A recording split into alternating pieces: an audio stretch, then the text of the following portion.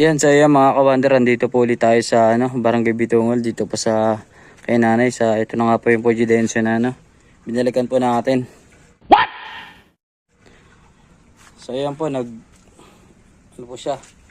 nag-drain po siya, oh. Yan, kasi nilagyan namin ni nanay ng tubig kanina. Okay. Yan, naka 7 na po. Ilagay po natin sa spin. Tayin po natin na mag 6.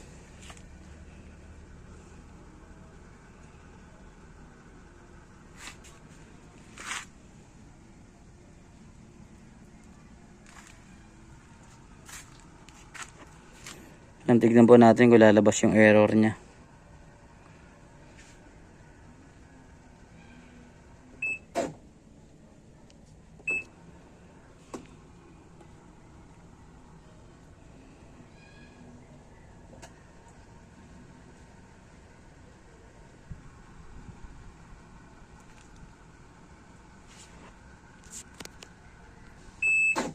Ayan na po.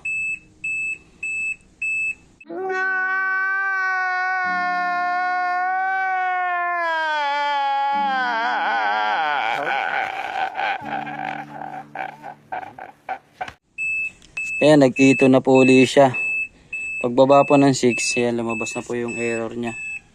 Ito. So ito po yung titignan natin kung mare-repair natin ngayon. A few moments later.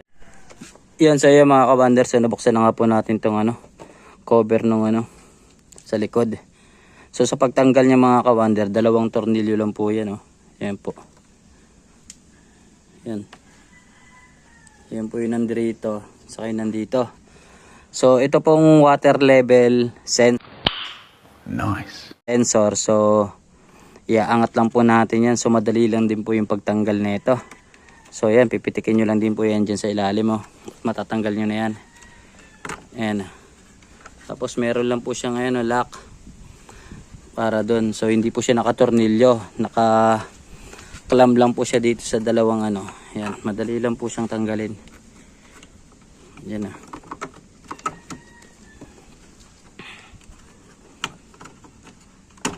So tanggal na po. Wow naman! Wow! Wow! So ito pong water level sensor. So i-check po natin to.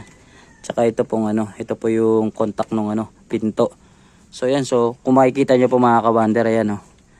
Medyo may na po siya, amag. Ito po yung kalawang ng copper tanso. So ganyan po magkalawang ang tanso. Kasi tanso po tong na to, nasa pinto po ng ng ayan. So subukan po natin kuhaan ng yan, ng continuity. Saka ito po, titingnan po natin yung nito, kung accurate pa po yung niya. A few moments later. Yan, so yan mga kawander, ayan na po yung ito po yung drum sensor. Ayan po. Yan. Yan, so kung makikita nyo po mga kawander, ayan, kargado na rin po siya ng ng amag. Ayan, yung kalabang po ng ng tanso. So ayan, so susubukan po natin na linisan yan. Saka ito. Tapos i-check ko na rin tong yung water level sensor. So kuhan po natin siya ng ohms dito sa digital na tester natin. So yan, update ko po kayo.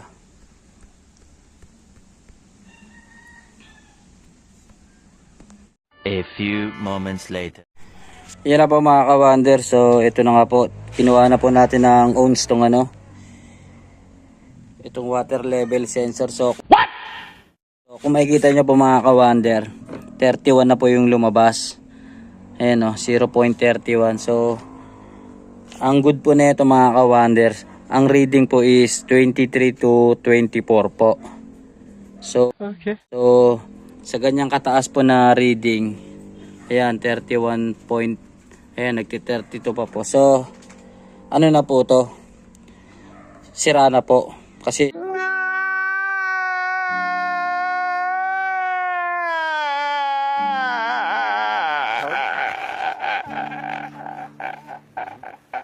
Kasi sobrang taas na po ng ano niya, yung water level sensor. So titignan po natin kung aandar po siya, kung malilinis natin to or iba-bypass or talagang papalitan na po itong ano, water level sensor.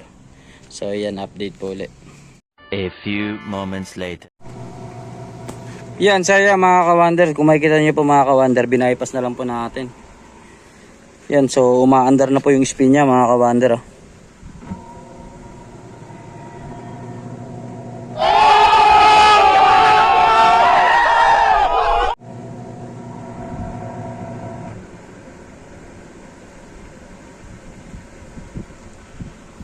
Nag-i-spin drain na po siya mga ka-wonder. So ayan, so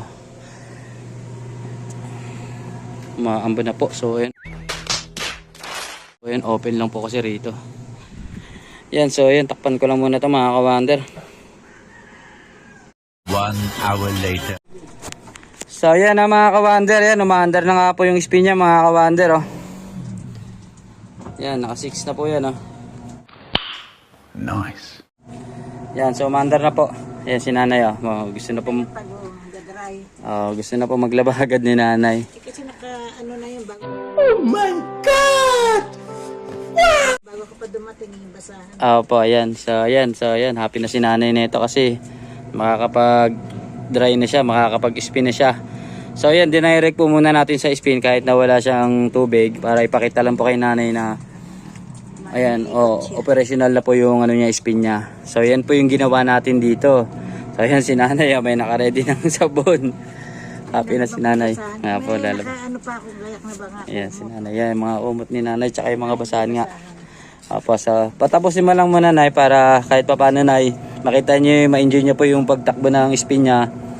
Pagkatapos po niyan, saka po uli kayo mag-umpisa ng pagwawash. Para, ayan po. Ano ba pinindot mo dyan pang spin? Ito po yan ay, di ba sa program. Oh. Tapos, pagka bumaba po yung ano niya, pipindot lang po kayo dito sa process. Antayin nyo lang po pag nag-8 siya.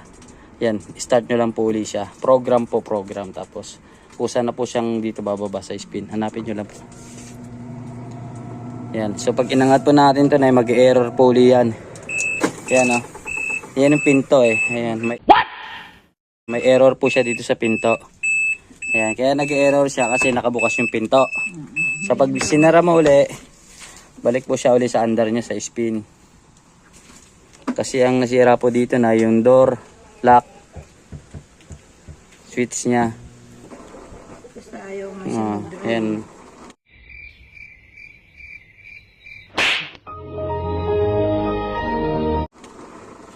Sensor po kasi yun eh. Kapag inangat mo yung pinto, talaga mag-error po ulit siya ng ito. Kasi marami pong ano yung sakop yung ito na yun. Yun, yun doon sa water level sensor. Tapos yung sa drum sensor. Tsaka doon po yung sa may contact niya. Yung isa na yung... Yung pinagawa ko. Sinihira ko ng 300. Hindi naman nagawa. Sabi ko, pwede na lang akong basa. Sayang na eh. Pag ano na ano natin yan ay baka mapaandar po natin yan kasi sayang po to kung nakatenga lang. Na to, hindi ko na rin magagamit yan. Kaya nga eh. Hindi, pwede naman to na sa ibang Luma na lang yan dyan. pwede naman sa kamag-anak na eh. Diba kapag napagawa kung ganun lang naman din ang magagastos medyo ano lang naman abot kaya naman po yung magagastos kaysa bumili po ulit ng another ano kasi mahal din to na eh. Ako dun eh. Baka hindi lang siguro 5,000 tong bago na ito.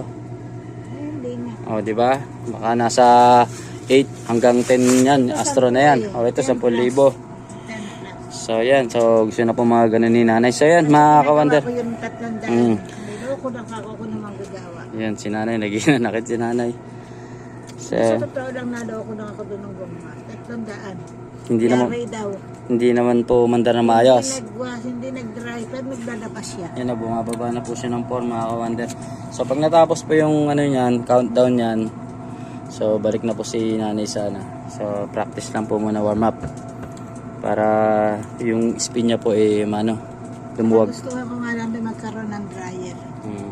Sinubukan kita kasi yun, naloko na ako doon. Yeah po.